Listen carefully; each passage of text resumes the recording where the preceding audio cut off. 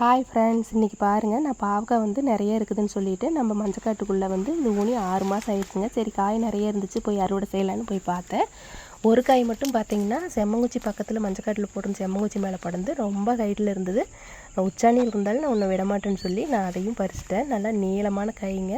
இந்த பாவ செடி பார்த்திங்கன்னா எப்போவுமே படர்ந்ததுன்னா நல்லா காய் பிடிக்குதுங்க. நல்லா நீளமாக காய் வந்து நிறைய இருந்துச்சு. அறுவடை செஞ்சுட்டோம்.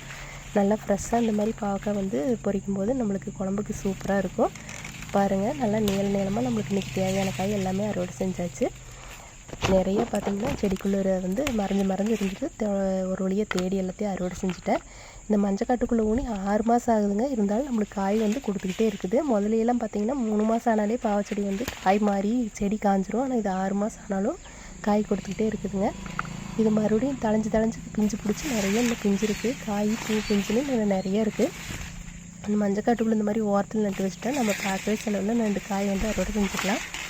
பாருங்கள் ஃப்ரெண்ட்ஸ், மாடி தோட்டத்துலலாம் இப்போ நிறையா வச்சு அறுவடை செய்கிறாங்க. ஆனால் நம்ம விவசாயிகள் வந்து இப்போ வந்து இந்த மாதிரி காய்கறி போடுறது குறைஞ்சிட்டே வருதுங்க. கடையில் வாங்குகிற நிலைமை ஆகிட மாட்டேங்குது. நம்மளும் இந்த மாதிரி செடியெல்லாம் நட்டு வச்சு நம்ம அறுவடை செஞ்சுக்கிட்டால் நமக்கு தேவையான எடுத்துக்கலாம். ஒரு காய் பாருங்கள் பழுத்து இருக்குது. இதையும் நான் பறிச்சுக்கிட்டேன். இது விதைக்காக விட்டுருந்தேன். இது விதைய எடுத்து வச்சுக்கலான்னு சொல்லிவிட்டு இதையும் பறிச்சுக்கிட்டேன். பாருங்கள் ஃப்ரெண்ட்ஸ், இன்னும் பிஞ்சு வந்து நிறைய இருக்குது. இன்றைக்கி தேவையான காய் வந்து பாவக்காய் நம்ம அறுவடை செஞ்சாச்சு.